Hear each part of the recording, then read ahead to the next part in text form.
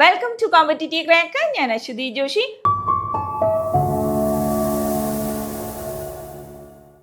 അപ്പൊ നമ്മുടെ set exam കഴിഞ്ഞു അല്ലെ? 22-ാം തീയതി നമ്മുടെ സെറ്റ് എക്സാം ആയിരുന്നു. 23-ാം തീയതി നമ്മുടെ പ്രൊഫഷണൽ ആൻസർ കീ വന്നിട്ടുണ്ട്. നിങ്ങൾ എല്ലാവരും ചെക്ക് ചെയ്തിട്ടുണ്ടാകും. അപ്പോൾ നിങ്ങൾക്ക് ചലഞ്ച് ചെയ്യാനുള്ള ക്വസ്റ്റ്യൻസ് ഉണ്ടെങ്കിൽ 5 കലണ്ടർ ഡേയ്സിനുള്ളിൽ തന്നെ അപേക്ഷിക്കണമെന്ന് നമ്മൾ പ്രത്യേകം പറഞ്ഞിരുന്നു. LBSന്റെ സൈറ്റിൽ കയറി നോക്കിക്കഴിഞ്ഞാൽ നിങ്ങൾക്ക് അതിനുള്ള ഫോം ഒക്കെ ഡൗൺലോഡ് ചെയ്ത് എടുക്കാൻ സാധിക്കും. അപ്പൊ മറക്കണ്ട, 5 കലണ്ടർ ഡേയ്സ് ആണ്. അപ്പൊ അവിടെ പ്രത്യേകം പറഞ്ഞിട്ടുണ്ട് ഓരോ ക്വസ്റ്റ്യനും 300 രൂപ വീതമാണ്, ഓരോ ക്വസ്റ്റ്യനുമാണ് കേട്ടോ. അപ്പൊ ആ കാര്യം ഒന്ന് ശ്രദ്ധിക്കുക. ഇപ്പൊ പലപ്പോഴും കുട്ടികൾക്ക് ഒരു സംശയമുണ്ട്, ഞാൻ എങ്ങനെയാണ് മാർക്ക് കാൽക്കുലേറ്റ് ചെയ്യുന്നത്? ഇപ്പോഴും അറിഞ്ഞുകൂടാത്ത ഒത്തിരി അധികം കുട്ടികളുണ്ട്. നോക്കൂ, നിങ്ങൾക്ക് വരുന്നത് ജനറൽ പേപ്പറിന് പേപ്പർ 1-ന് 40% ആണ് പറയുന്നത്. അവിടെ പാസ് പെർസെൻറ്റേജ് ആണ് പറയുന്നത് 40%. പേപ്പർ 2-നും അതുപോലെ 40%. എന്നാൽ നിങ്ങൾ അഗ്രിഗേറ്റ് ക്ലിയർ ചെയ്യണമെങ്കിൽ അവിടെ 48% വേണം. അപ്പൊ കറക്റ്റ് 40+40 ആണെങ്കിൽ നിങ്ങൾ അവിടെ എന്ത് ചെയ്യത്തില്ല, അഗ്രിഗേറ്റ് ക്ലിയർ ചെയ്യാൻ സാധിക്കില്ല. അവിടെ അതൊന്ന് ഓർത്തോണേ. അതുപോലെ തന്നെ ഈ OBCക്ക് പേപ്പർ 1-ന് 35%, പേപ്പർ 2-ന് 35% ആണ്. അവിടെ അഗ്രിഗേറ്റ് ക്ലിയർ ചെയ്യാൻ നിങ്ങൾ 45% വാങ്ങണം. അതായത് കൃത്യം പാസ് പെർസെൻറ്റേജ് വാങ്ങിച്ചു കഴിഞ്ഞാൽ നിങ്ങൾക്ക് അഗ്രിഗേറ്റ് ക്ലിയർ ചെയ്യാൻ സാധിക്കില്ല. ഏതെങ്കിലും ഒരു സബ്ജക്റ്റിന് പാസ് പെർസെൻറ്റേജിനേക്കാളും കൂടിയ മാർക്കിൽ നിൽക്കണം നിങ്ങൾ. അതെങ്ങനെയാണെന്ന് നമുക്ക് നോക്കാം കേട്ടോ. നോക്കൂ, അതുപോലെ ഡിഫറെന്റ്ലി ഏബിൾഡ് SC/ST-കാർക്കും 35%, പക്ഷെ അവർക്ക് അഗ്രിഗേറ്റ് ക്ലിയർ ചെയ്യാൻ 40% ആണ്. എങ്ങനെയാ കാൽക്കുലേറ്റ് ചെയ്യാൻ? നിങ്ങൾ mark secured for paper 1 plus paper 2 by എന്താ maximum mark for paper 1 plus paper 2 into 100 ആണ്.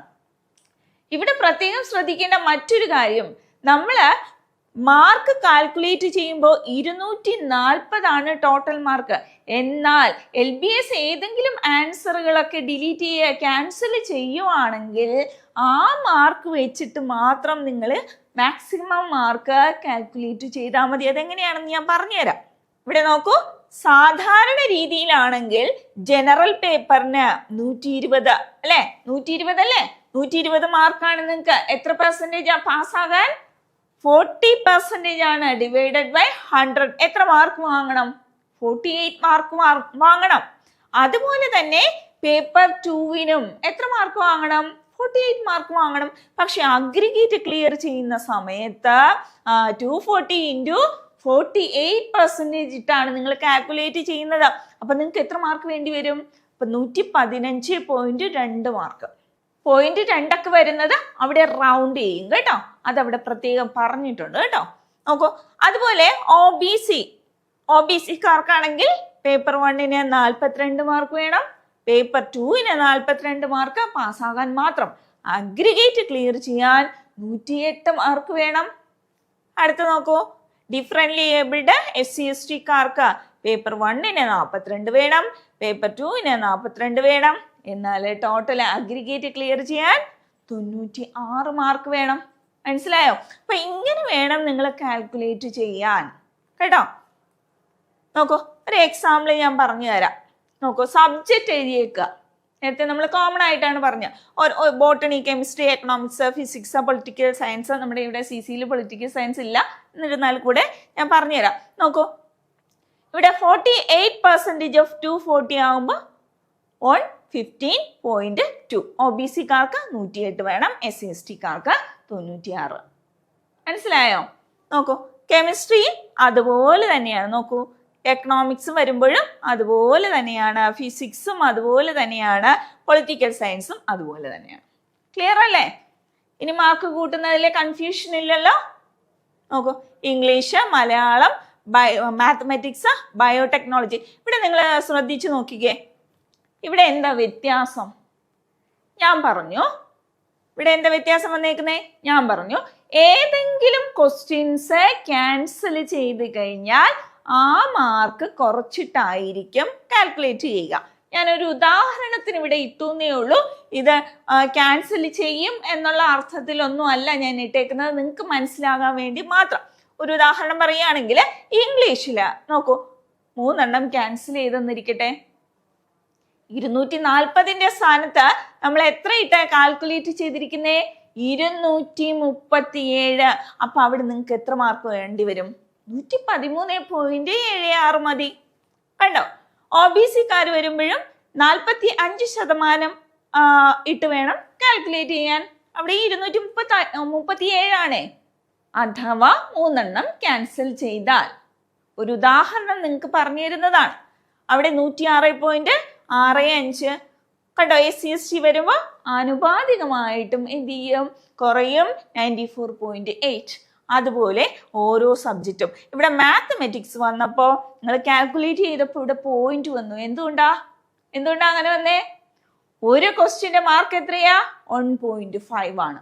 അതുകൊണ്ടാണ് അവിടെ 0.5 വന്നേക്കുന്നത്. മനസ്സിലായോ? അപ്പൊ ഇങ്ങനെ വേണം കാൽക്കുലേറ്റ് ചെയ്യാൻ. ക്യാൻസൽ ചെയ്യുന്ന ക്വസ്റ്റ്യൻസിന്റെ മാർക്ക് കുറച്ചിട്ട് കാൽക്കുലേറ്റ് ചെയ്യണം കേട്ടോ. അപ്പൊ ഇപ്പൊ ആരും വിഷമിക്കുകയൊന്നും വേണ്ട കേട്ടോ. മാർക്ക് കുറഞ്ഞതിൽ വിഷമിക്കുകയൊന്നും വേണ്ട. ഇപ്പൊ ബോർഡറിലൊക്കെ വന്ന് നിൽക്കുന്നവരുണ്ടാകും. അവരെന്താ വിചാരിക്കേണ്ടേ? ഒരു പക്ഷേ ക്യാൻസൽ ചെയ്ത് കഴിഞ്ഞാൽ ആ മാർക്ക് കുറച്ചതിന് ശേഷം നിങ്ങളുടെ അഗ്രിഗേറ്റ് കാൽക്കുലേറ്റ് ചെയ്താൽ മതി. അപ്പൊ ഒരു പക്ഷേ നിങ്ങൾ എന്ത് ചെയ്യാം? ക്രാക്ക് ചെയ്യാം. അപ്പൊ ഹോപ്പ് കൈവിടണ്ട എന്നുള്ളതാണ് ഞാൻ പറയുന്നത്. ഇനി അടുത്ത മാർക്ക് നേടാൻ അഗ്രിഗേറ്റ് ക്ലിയർ ചെയ്യാൻ അടുത്ത് വന്ന് നിൽക്കുന്നു. ഇനി ഡിലീറ്റ് ചെയ്താൽ അല്ലെങ്കിൽ ക്യാൻസൽ ചെയ്താൽ പോലും ഞാൻ പാസ്സാകില്ല, അഗ്രിഗേറ്റ് ക്ലിയർ ചെയ്തില്ല എന്നുള്ളവരാണെങ്കിൽ പഠിത്തം ഇവിടെ വെച്ച് നിർത്തരുത്. നിങ്ങൾക്കറിയാം ഇപ്പോഴത്തെ ക്വസ്റ്റ്യന്റെ നിലവാരം കണ്ടിരുന്നോ? ചില ക്വസ്റ്റ്യൻസ് ഒക്കെ നെറ്റിന്റെ ലെവലിലാണ് വന്നിരിക്കുന്നത്. അപ്പൊ നിങ്ങൾ അത് അറിഞ്ഞു വേണം പഠിക്കാൻ. ഓരോ പ്രാവശ്യവും ക്വസ്റ്റ്യൻസ് വരുമ്പോൾ അതിൻ്റെ ഡിഫിക്കൽറ്റി ലെവലിൽ ഉണ്ടാകുന്ന വ്യത്യാസം അറിഞ്ഞു വേണം ഇനി മുന്നോട്ട് പഠിക്കാനായിട്ട്. മനസ്സിലായോ?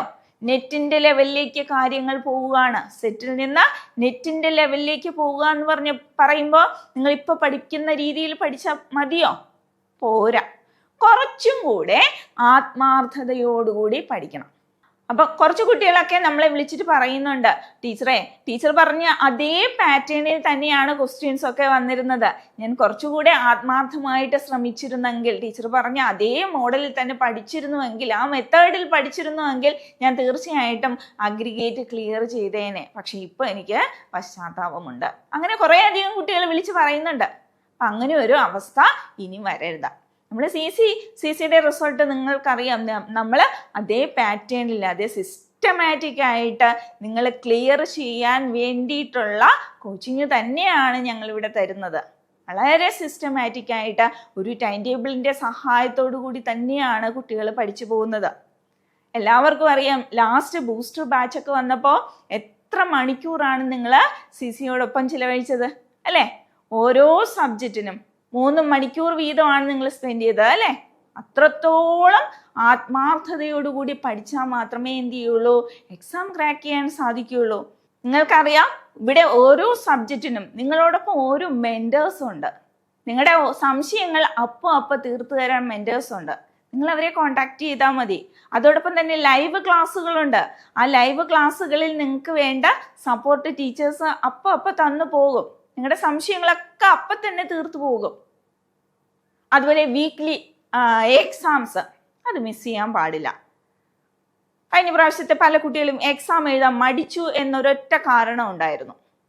ആ മടിച്ചതിൻ്റെ ഫലം അവർക്ക് നെഗറ്റീവായിട്ട് വന്നിട്ടുമുണ്ട്. അപ്പൊ ഇനി ശ്രദ്ധിക്കേണ്ടത്, തരുന്ന എക്സാംസ് വളരെ കൃത്യമായിട്ട് ചെയ്യുക. ലൈവ് ക്ലാസ്സുകളിൽ കൃത്യമായി അറ്റൻഡ് ചെയ്യുക. ആ ക്ലാസ് കണ്ടതിന് ശേഷം എന്തെങ്കിലും സംശയമുണ്ടെങ്കിൽ ടീച്ചേഴ്സിനെ കോണ്ടാക്ട് ചെയ്ത് അത് തീർക്കാൻ ശ്രമിക്കുക. അവസാനം നമ്മുടെ ബൂസ്റ്റർ ബാച്ചിന്റെ സമയത്ത് നമ്മൾ ജനറൽ പേപ്പറിന് മാത്രം 10 എക്സാമും അതുപോലെ സബ്ജക്റ്റിന് 5 എക്സാമും മൊത്തം 15 എക്സാംസ് ആണ് കണ്ടക്ട് ചെയ്തത്. അത് അത്രയും നന്നായിട്ട് ആത്മാർത്ഥതയോട് പഠിച്ച് എഴുതിയ കുട്ടികളാണെങ്കിൽ തീർച്ചയായും ക്രാക്ക് ചെയ്തിരിക്കും. അപ്പോൾ ഇനി എനിക്ക് പറയാനുള്ളത്, കുറച്ചും കൂടെ ആത്മാർത്ഥതയോടുകൂടി പഠിക്കുക. അപ്പം ഇതുവരെ പഠിച്ചു നിൽക്കുന്ന കുട്ടികൾ ഒരിക്കലും പഠനം നിർത്തരുത്. നിങ്ങൾ ഏകദേശം സെറ്റായിരിക്കുവാണ്, നിങ്ങൾക്ക് അതിനെ ഒന്ന് റിവൈസ് ചെയ്തെടുത്താൽ മാത്രം മതി. മനസ്സിലായോ? ഒരു റിവിഷൻ്റെ ആവശ്യമാണ്. അപ്പം അടുത്ത സെറ്റ് എക്സാം ആകുമ്പോഴേക്കും ആ റിവിഷൻ നല്ല രീതിയിൽ നിങ്ങൾ കൊണ്ടുപോയിരിക്കും. അപ്പോൾ അടുത്ത എക്സാം ക്രാക്ക് ചെയ്യാൻ സാധിക്കും. പഠനം ഒരിക്കലും നിർത്തരുത്, നിരാശപ്പെട്ട് ഇരിക്കുകയും അരുത്. അപ്പോൾ നമ്മുടെ CCയിൽ അടുത്ത ലോങ് ബാച്ച് വീണ്ടും സ്റ്റാർട്ട് ചെയ്തിട്ടുണ്ട് കേട്ടോ. ക്ലാസ്സുകൾ മുന്നോട്ട് പോയിക്കൊണ്ടിരിക്കുകയാണ്. 400-ലധികം ലൈവ് ക്ലാസ്സുകളാണ്.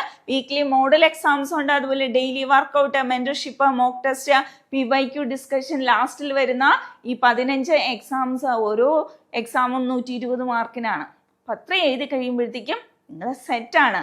അപ്പോൾ പഠിക്കാൻ താല്പര്യമുള്ളവർ ഉറപ്പായിട്ടും താഴെ കാണുന്ന നമ്പറിൽ കോൺടാക്ട് ചെയ്യുക കേട്ടോ. ഇനി എന്തെങ്കിലും സംശയം ഉണ്ടെങ്കിലും നിങ്ങൾക്ക് എന്ത് ചെയ്യാം, താഴെ കാണുന്ന നമ്പറിൽ കോൺടാക്ട് ചെയ്ത് നമ്മളോട് ചോദിക്കാവുന്നതാണ്. ഇനി ഫ്രീ ഗ്രൂപ്പിലാണ് നിങ്ങൾക്ക് ജോയിൻ ചെയ്യാൻ താല്പര്യമെങ്കിൽ എന്ത് ചെയ്യുക, താഴെ ലിങ്ക് ഉണ്ട്, ഫ്രീ ഗ്രൂപ്പിൽ ജോയിൻ ചെയ്യുക കേട്ടോ. അപ്പോൾ അവിടെയും പഠിക്കാവുന്നതാണ്. അപ്പോൾ ഇതുപോലുള്ള ഇൻഫർമേഷൻസിനായി ഈ ചാനൽ സബ്സ്ക്രൈബ് ചെയ്യുക. താങ്ക്